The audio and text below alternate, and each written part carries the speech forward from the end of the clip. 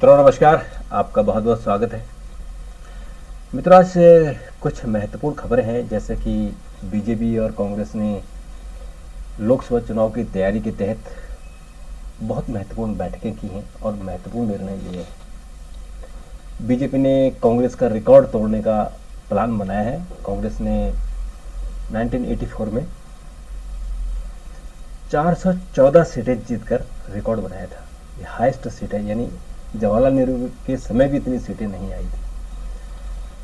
और कांग्रेस ने भी आज प्रधानमंत्री मोदी को रोकने के लिए चक्रव्यूह की रचना की है और अपने नए पदाधिकारियों की घोषणा की है और उनके जो कार्य क्षेत्र है उसमें बदलाव किया है। उसके अलावा और भी खबरें हैं, जैसे कि कोविड के केसेस बढ़ रहे हैं और राम मंदिर की तैयारियां चल रही हैं और बहुत सारी खबरें हैं। तो हम शुरुआत राजनीतिक खबर से करते हैं कि हमारे देश में अब 2024 का चुनाव मोस्ट प्रॉब्ली अप्रैल और मई में होंगे। नॉर्मली यही समय है। कुछ लोग चर्चा ये कर रहे हैं कि शायद ये इस बार चुनाव मार्च में हो सकते हैं। तो जैसे ही चुनाव आयोग इसमें घोषणा करेगा तो ये तब चुनाव आयोग के कार्य क्षेत्र का अधिकार है।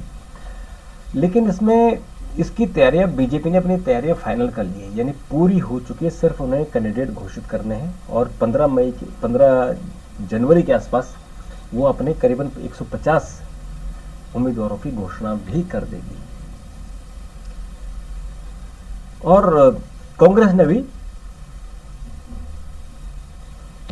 अपनी जो तैयारियां हैं उनको फाइनल नहीं किया है, बल्कि अभी वो उधेड़-बुन में है कि वो इंडिया का गठबंधन करेंगे ना करें, अपने जो उनके पदाधिकारी हैं उनको क्या करें, किसको हटाएं, किसको रखें, बहुत सारी बातें हैं। तो एक तो इंडिया गठबंधन कब बनेगा इसकी भी तैयारी नहीं, क्योंकि अभी जो दिल्ली में मीटिंग हुई थी उसके बाद तो सबके अलग अलग सुर है, अलग अलग लोग बातें कर रहे हैं। कांग्रेस पर कोई विश्वास नहीं कर रहा है। तो आज पहले शुरुआत बीजेपी से करती है। आज बीजेपी हेडक्वार्टर में पदाधिकारियों की बैठक थी, जिसमें मोर्चा के अध्यक्ष भी हैं, प्रदेश के अध्यक्ष भी हैं, जनरल सेक्रेटरीज भी हैं। और ये मीटिंग जो कल मीटिंग थी उसी का ही आज दूसरा दिन था। और कल प्रधानमंत्री ने गुरु मंत्र दिए थे और आज गृह मंत्री ने गुरु मंत्र दिए। इन दो बैठकें जो हुई हैं 2 दिन की, ये बहुत महत्वपूर्ण है, क्योंकि इसके बाद भाजपा ने अपनी तैयारी करनी है चुनाव प्रचार की, क्योंकि बाकी तैयारी कर चुके हों, वो गांव-गांव पहुंच चुके हैं, उनकी जो सर्वे करनी थी हो चुकी है, किस सांसद का टिकट कटेगा, किस सांसद का रखे, सारा काम हो चुका है। अब सिर्फ अनाउंसमेंट करनी बाकी है। और प्रधानमंत्री चाहते हैं कि ये काम जनवरी तक हो जाए या फरवरी तक हो जाए, यानी चुनाव की घोषणा से पहले हो जाए, ताकि उनका जो फोकस हो वो चुनाव प्रचार में हो, वो चुनाव ये टिकट बांटने में इसमें उनका ध्यान न रहे, डाइवर्ट ना हो जाए। तो आज और कल जो मीटिंग हुई है उस मीटिंगों का फोकस ये था कि कैसे हम चुनाव प्रचार को आगे बढ़ाएंगे, कैसे हम अधिकतम सीटें ले जाएंगे और कैसे जो ये इंडिया गठबंधन है इसका मुकाबला करेंगे। तो आज गृह मंत्री ने कहा कि हमें 50% वोट चाहिए, जो 2019 में 37% था, और 1984 में राजीव गांधी को 46% वोट मिले थे और 414 सीटें मिली थी, 414 सीटें मिली थी। तो इसका मुकाबला करना है और बीजेपी प्रधानमंत्री चाहते हैं कि उनका रिकॉर्ड बनेंगे, ताकि जो जैसे आजकल वो हर जगह रिकॉर्ड बना रहे हैं, चाहे नए भवन बनाना हो, नए ऑफिस बनाने हो, नए कानून बनाने हो, कानूनों के नाम बदलने हो, तो सब कुछ कर रहे हैं। उसमें अब वो हाईएस्ट कैसे जीतेंगे, क्योंकि उनका आखिरी चुनाव होगा।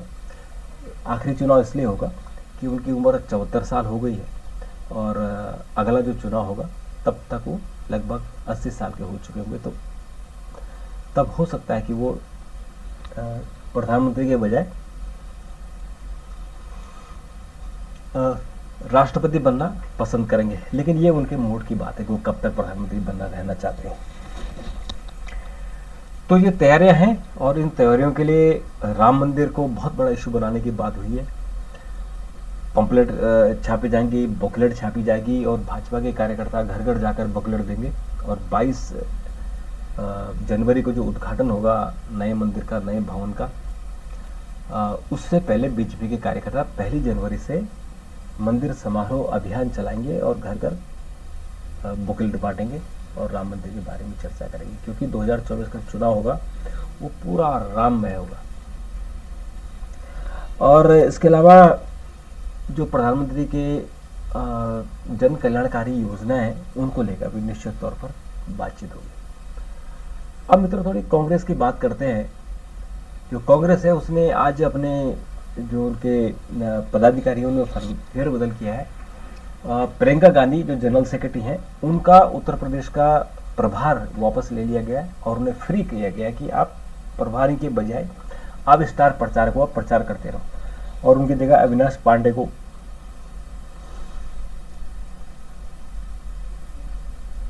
उत्तर प्रदेश का प्रभार दिया है। और इसके अलावा जो इम्पोर्टेंट खबर है वो खबर ये है कि राजस्थान से सचिन पायलट को राजस्थान का अध्यक्ष बनाने के बजाय जनरल सेक्रेटरी बना दिया गया है। और जनरल सेक्रेटरी निश्चित तौर पर बड़ा पद है, लेकिन जैसे अभी राजस्थान चुनाव कांग्रेस हारी थी तो उस वक्त ऐसा लग रहा था कि अशोक गहलोत की पारी खत्म हो गई है और अब राजस्थान की कमान सचिन पायलट के हाथ में होगी।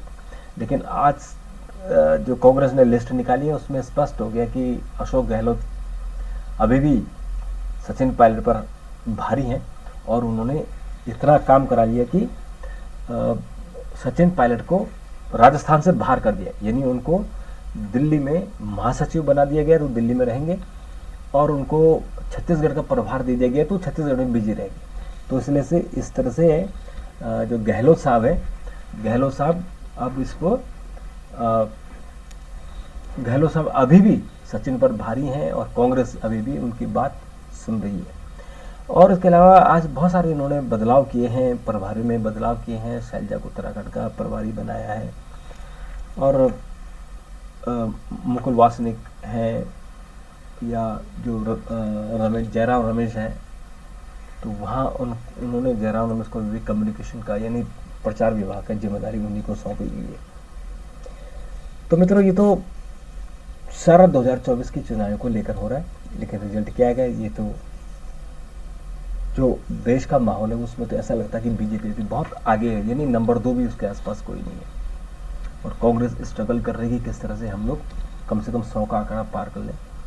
और तीसरा कि हमारा जो इनका इंडिया गठबंधन है उस इंडिया गठबंधन में कैसे सहमति हो कि वो सीटों का जो बंटवारा है वो ख़त्म हो, उसका झगड़ा ख़त्म हो, क्योंकि बिहार में दूसरी आवाज़ में बात हो रही है, बंगाल में दूसरी आवाज़ है, दिल्ली और पंजाब को लेकर आम आदमी पार्टी के दूसरे सुर है। तो इन सब बातों को लेकर फाइनल तभी होगा जब इनको जो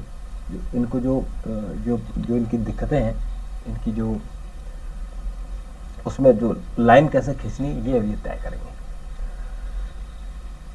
तो मित्रों इसके अलावा कुछ और खबरें हैं जो बहुत महत्वपूर्ण हैं, उन पर भी चर्चा की जाए। जैसे कि कोविड के 752 नए मामले आ गए हैं, 4 की मौत हो चुकी है और ये बहुत ही दिल दहलाने वाला किस्सा आ रहा है, जो कि चीन में बड़ी नया एक वेरिएंट आया है जिससे निमोनिया हो रहा है। सर्दी जुकाम तो है ही, उसके अलावा इस तरह की चीज़ें हो रही हैं। तो अब बहुत सावधानी का मामला आ गया है, बिना मास्क के अब न जाए भीड़ भाड़ वाले इलाकों में। और अब तक जो टोटल लोग हैं वो 3420 लोग हो गए हैं जो भी जिनको कोविड है।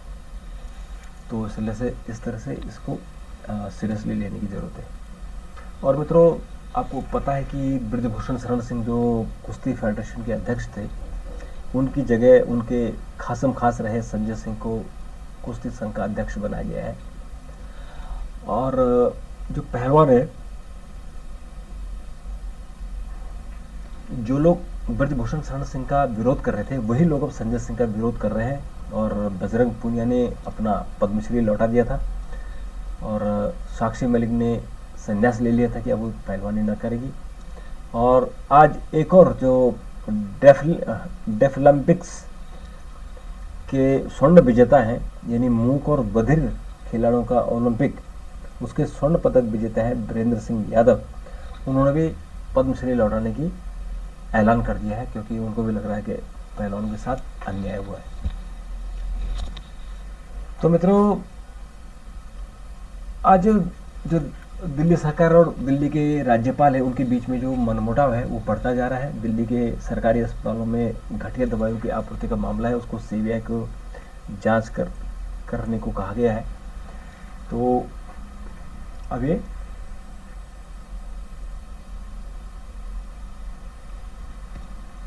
सीबीआई अब इसमें आगे जांच करेगी। इसके अलावा मित्रों, उत्तराखंड की कैबिनेट ने समान नागरिक संहिता का जो ड्राफ्ट था उसको एक्सेप्ट कर लिया है, उसे मंजूरी दे दी है। और अब जब विधानसभा सत्र होगा तो उसमें इस बिल को पास किया जाएगा, और उत्तराखंड देश का पहला राज्य होगा आज़ादी के बाद जहां समान नागरिक संहिता लागू होगी। और इसके अलावा मित्रों,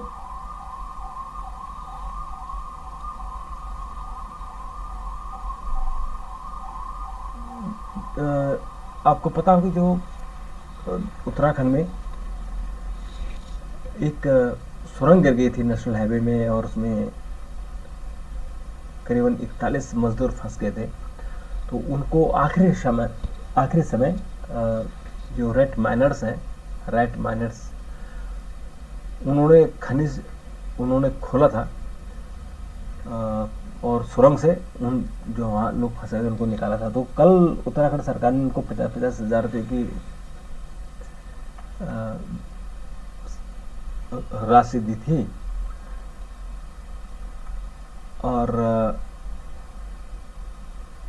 अब उनका वो नाराज है, वो कह रहे हैं कि वो जो रकम है वो कम है उनको।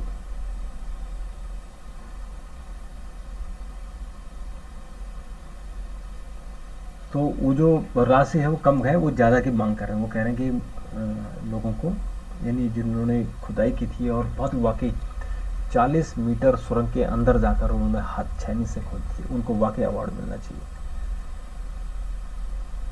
और मित्रों, इसके अलावा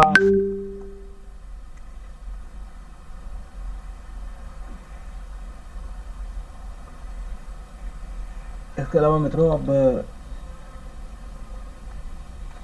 जो हमारा थोड़ा सा खेल की बात करते हैं। हरमनप्रीत ने भारत को दिलाई वापसी, हीली और मैकग्रा की साझेदारी को तोड़ा, ऑस्ट्रेलिया को मजबूत स्थिति में है। ये एकमात्र महिला टेस्ट मैच होना है। ऑस्ट्रेलिया ने तीसरे दिन खेल समाप्त होने तक 5 विकेट पर 229 रन बना दिए हैं। और अब ऐसा लग रहा है कि ऑस्ट्रेलिया का पलड़ा थोड़ा सा भारी है, और लेकिन हरमनप्रीत ने जो विकेट लिए हैं उससे ऐसा लग रहा है कि भारत की थोड़ा सा इसमें वापसी हो जाएगी। तो मित्रों, आज के लिए इतना ही। कल फिर आपसे मुलाकात होगी। अगर आपके सुझाव होंगे तो ज़रूर दीजिए, मैं इंतज़ार करूँगा। तब तक के लिए नमस्कार, थैंक यू, धन्यवाद।